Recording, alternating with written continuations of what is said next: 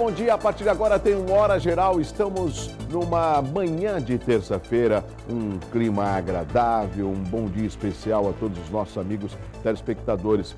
Sempre eu procuro trazer aqui no Hora Geral assuntos diversos para que a população possa participar. Existia um tempo de uma triste lembrança que nós tínhamos poucos veículos de comunicação e, ao mesmo tempo, poucos eram os órgãos que a gente poderia verificar aquela notícia, ver e ouvir aquela informação, né? Mas aqui, hoje, em pleno século XXI, nós temos essa diversidade de programas que contribuem com o crescimento na nossa região, do estado e também com o país. Existem poucos veículos que procuram fazer o inverso, mas esses a gente não dá muita atenção. E você, telespectador, sabe escolher, sabe qual o programa que é imparcial. É o caso do Hora Geral, porque aqui você participa. Nós temos o site euestoucomvocê.com.br, temos o e-mail que nos aproxima cada vez mais, que é horageral@euestoucomvocê.com.br, e o telefone que você pode participar, que é o 3041-6777. E não esqueça que eu estou com você. O Hora Geral a partir de agora, e no programa de hoje nós vamos conversar com a Gilze Francisco. Eu poderia falar que é Gilze Maria Costa Francisco, mas todos aprenderam a conhecê-la como Gilze Francisco, ela que é do presidente do Instituto Neomama. Minha amiga Gilze, tudo bem? Bom dia, Gilze. Deixa eu dar um beijo aqui em você. Tudo ótimo? Tudo bem, e você, Douglas? Não faz muito tempo que eu ouvi você, foi nesse final de semana aqui na Santa Cecília. Pode ter sido. Pode ter sido, sim. Pode ter sido. Se você olhou direitinho na grade... Você e eu não lembro o nome, mas tinham duas mulheres, inclusive uma alta, super alta, belíssima, que por sinal estava do seu lado, que também tiveram câncer de mama antes dos 50 anos. Isso. Foi um programa, porque devido a toda essa comoção que chegou a acontecer em vista da portaria 1253, né, do Ministério da Saúde. A gente vai falar sobre isso, mas eu fiz questão de convidar a Gilze, até porque hoje vai ter um evento importante na Câmara de Santos e ela vai receber um prêmio especial e merecedor, mas durante o programa você vai saber qual será esse prêmio. Vamos tentar fazer uma retrospectiva a respeito do Instituto Neomama. O que eu observo, Gilze, no nosso país, quando o Estado não está presente, a criminalidade acaba tomando conta, ou no contraponto disso, associações e instituições que acabam fazendo a parte do Estado. Por exemplo, o Instituto Neomama. Você passou por um caso gravíssimo de câncer, você conseguiu superar e na dificuldade você quis criar um instituto que levasse informação e pudesse não só informar, mas dar aí uma condição para que as mulheres acometidas do câncer de mama pudessem passar por esse triste momento e ter uma vida muito melhor após o câncer de mama. Eu não sei se esse foi o intuito de você criar o Instituto e esse é o momento de você até dividir com o público telespectador. Eu notei, quando eu tive o câncer de mama, isso vão fazer 15 anos, eu notei uma lacuna muito grande. Que essa lacuna, todas as pessoas sentem, nos mais diversos segmentos da cidade, essa lacuna, ela é substituída pelo terceiro setor. Então, foi o meu papel naquele momento, né? Substituir e poder preencher um espaço que estava aberto. A gente costuma dizer, inclusive eu ouvi isso de um político, que não existe espaço vazio.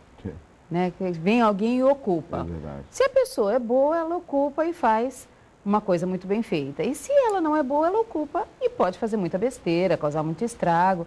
E a gente vê isso no nosso dia a dia.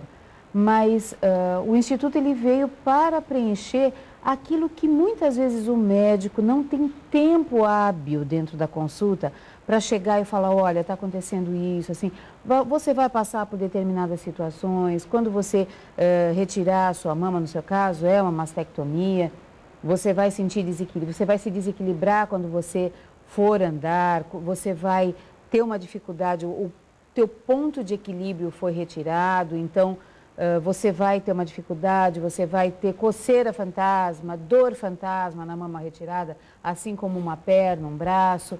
Então, são detalhes, linhas muito finas na nossa vida que quem passou é que pode chegar e poder falar com propriedade. Não adianta eu chegar e pedir para um médico, olha, o senhor explica para ela que ela vai sentir coceira no mamilo de uma mama que não existe mais. Porque ele vai olhar e dizer, bom, mas como é que eu falo isso para ela? Eu vou dizer que sente coceira no mamilo e ela vai olhar na minha cara e não vai entender. Agora, se eu chego para ela e digo, eu passei por isso, eu tive e pode acontecer com você, como pode não acontecer. Mas se acontecer, fique tranquila, porque não é nada demais.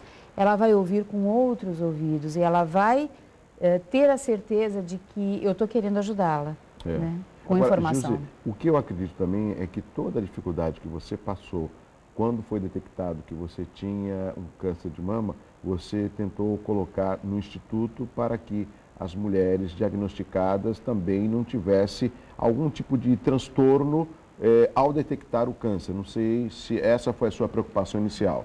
Com certeza. Na época eu fui muito bem atendida, não só pela equipe médica, mas quem me orientou até do ponto de vista de exercícios fisioterápicos foi uma fisioterapeuta, porque não havia, foi uma psicóloga, uma psico-oncologista, que é muito amiga minha, que inclusive vai tomar posse hoje também, faz parte da diretoria da Rede Feminina de Combate ao Câncer.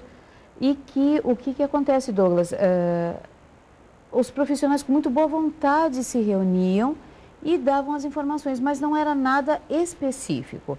Não havia fisioterapeutas especializadas como existem hoje, não haviam psico-oncologistas suficientes como existem hoje, que estão acostumadas, que lidam com o problema e que, se não são especializadas, elas buscam a especialização para atender adequadamente essa paciente que está extremamente fragilizada.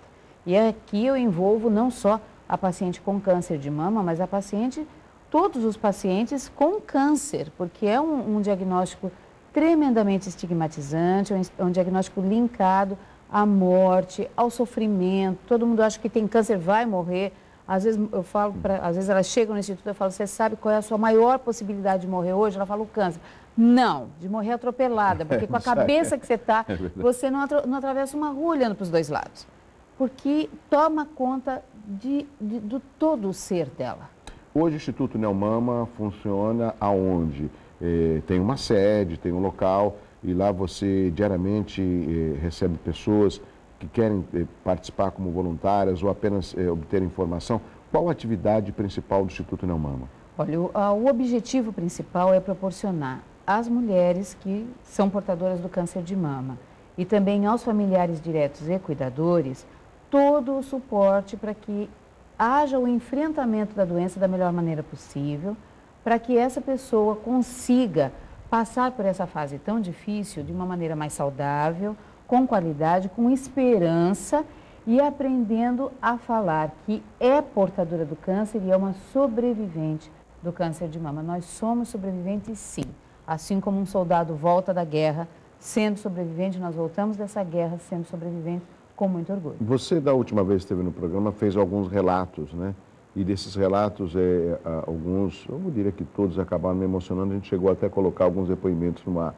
Nós não fizemos isso porque hoje eu quero conversar somente com você, falar sobre o Instituto Neomama e a participação da sociedade no Instituto. Ou seja, que relato que você poderia dividir com o telespectador nessa manhã de terça-feira de alguma mulher que chegou triste, cabisbaixa, e você, como é enfermeira, tem a noção de algum entendimento médico, né? Encaminhou para fazer o exame e foi detectada que ela tinha o câncer de mama. Várias, Douglas. Existem mulheres que chegam no Instituto já diagnosticadas, saem do consultório médico, às vezes o médico, a secretária liga e fala, estou te mandando uma paciente assim, ela está completamente sem chão, ela está indo para aí. E às vezes são mulheres que não conseguem nem passar da porta do instituto. E chegam sozinhas, a maioria? Chegam muitas vezes sozinhas, às vezes acompanhadas do marido, o marido igualmente, quando é um bom marido, quando esse casamento é sólido, serve para unir mais o casal. Muitas vezes isso não acontece, mas a mulher pode ter certeza que não é por causa do câncer de mama que esse casamento está se dissolvendo, é a gota d'água, é tudo que ele ou você queriam para que houvesse a separação. A gente não pode também colocar a culpa só no marido, porque às vezes é tudo que ela queria. Muitas vezes ela chega do hospital, Douglas, e o marido está com as malas na sala. Às vezes ela chega e ele já colocou tudo dela no quarto da filha, no quarto de empregada. Por quê? Porque ele diz que ele não vai dormir e passar a vida ao lado de uma mulher que se tornou uma mutante, que não tem uma mama, que parece uma mutilada de guerra. Elas ouvem esse tipo de coisa.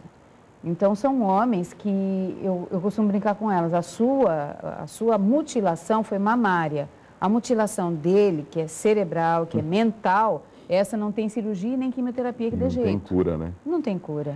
Gilze, o que você acha que o Instituto Neomama contribuiu para a nossa região, e por que não dizer no estado de São Paulo, com a criação do Instituto? Porque você tem atividades, inclusive, fora do estado de São Paulo, Sim. até no sul, por exemplo. Qual o objetivo que você poderia dizer que até hoje foi atingido? E lógico que não termina por aqui. As atividades do Neomama estão sempre numa crescente e você vai saber já já o porquê desse crescimento. Qual o objetivo maior? O objetivo, na realidade, transcendeu um pouco, porque era, a nível regional, poder prestar esse tipo de suporte. Sim. E acabou sendo uma referência no Brasil e na América Latina. Então, hoje, se existem muitas coisas no Brasil, se existem movimentos, se existe uma inquietação em relação ao câncer de mama, muito se deve ao Instituto Neomama. Eu não coloco nem em relação a mim, mas ao Instituto Neomama, porque sem o voluntariado, sem as mulheres que acreditam no Instituto, que frequentam o Instituto e que têm o resultado em suas próprias vidas através dele, não haveria essa repercussão com seriedade, com maturidade. O Instituto ele tem 11 anos, vai fazer 12 anos de funcionamento, ele é um adolescente muito maduro, né, com propostas muito objetivas e com o pé muito no chão, que é uma tônica. A gente tem que ter o pé no chão para poder ajudar essas pessoas que estão num estágio de fragilidade muito grande. Nós conseguimos aprovar, eu digo nós, porque a Câmara aprovou no ano passado, que foi sancionado pelo prefeito, instituir o Outubro Rosa, ou seja, um mês todo de outubro das atividades para esclarecer, teve palestras, caminhadas, foi um evento muito bonito, que eu tenho a certeza que é um evento que cresce. Como todos os eventos que tem aí o clamor da sociedade, aqui na nossa região sempre tem um crescimento, né? O que você vislumbra para o próximo ano, ou melhor, para o ano que nós estamos... Para daqui a pouco, passa né? muito rápido, para outubro de 2014. Olha, nós teremos novamente a caminhada, né? Desde já, sinta-se convidada, vai ser dia 19 de outubro. Mas é o único movimento, Douglas, é o único movimento no Brasil que realmente cresce. Nós não sabemos, eu não posso chegar para você, e nem você para mim, e dizer, tal movimento está crescendo. A gente vê o movimento das pessoas na rua, insatisfeitas, com manifestações, isso está crescendo, mas isso são coisas pontuais, muitas vezes arregimentadas por pessoas por detrás com outros interesses. Isso é uma coisa que a gente não entra nesse mérito, porque a tendência é que isso pare um dia, né? E é uma suscitação, uma manifestação da sociedade pontual. Olha, hoje é por causa de 20 centavos lá da tarifa do ônibus, sabe? Amanhã, e que já aumentou, e amanhã vai ser por causa de não sei o quê, e aí fica aquela barbarização. O Outubro Rosa não, o Outubro Rosa, ele é um movimento mundial. Ele não surgiu, eu não inventei o Outubro Rosa. Eu inventei de trazer para o Brasil, graças a Deus, né? Agora, não é uma invenção, ele é palpável, ele é com resultados. Se ele não tem resultados mais substanciais perante a sociedade ou perante quem gosta de número, né? Tem pessoas que gostam de número, não gostam de resultados, gostam dos números, né? Quantas pessoas, quantos não sei o quê, quantos isso, quantos aquilo. Então, para quem gosta de número, talvez não seja o ideal, mas o fato é que nós conseguimos praticamente dobrar o número de mamografias em Santos, sobrou mamografia. Inclusive, durante o Outubro Rosa, né? Durante o Outubro Rosa. Eu me lembro da cerimônia que estava, inclusive, o secretário de Saúde, Marcos Calvo, e ele falou que ia abrir aí uma possibilidade de um número... dobrou, acho que mais de 200, né? Não, eram feitas mais ou menos de 1.100 a 1.200 mamografias mês, e ele passou para 2.500 e não preencheu. Mas não preencheu, inclusive, deixando um recado muito direto. As mulheres que adentravam as unidades básicas de saúde em Santos o oferecimento da mamografia era feito por uma enfermeira da unidade, não era nem pelo médico, para evitar que o médico se sobrecarregasse, porque a gente sabe que alguns médicos têm o horário muito sobrecarregado, então isso ficou a cargo da enfermeira da unidade, ela é que oferecia, e se não houve um número maior, é porque ainda temos culturalmente aquela história do que quem procura acha, eu não tenho nada, eu tenho um carocinho, isso daqui não é nada, fulana já falou que é uma bolinha de água, que eu amamentei, então pode ser uma glândula cheia de leite. Existem muitos mitos. Meu filho, quando eu estava amamentando, arrotou para dentro e isso me causou esse tipo de coisa. Eu tive meu marido bateu o carro e estava com um cinto de segurança. Então, surgem imensas e as mais descabidas desculpas para não procurar o que na realidade pode já estar acontecendo. Então, a gente se preocupa com isso, a gente se preocupa com o retrocesso de ações que já estão dando certo, como deram certo em Santos.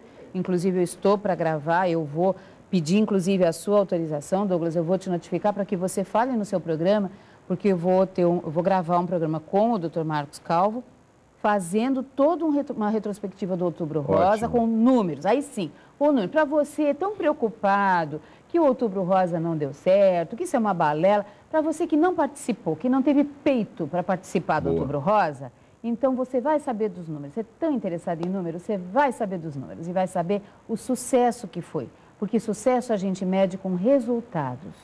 Sucesso a gente mede com iniciativas. Sucesso a gente mede não é falando mal, é indo a favor, abraçando a causa, porque quando você está lá dentro, aí você pode falar mal.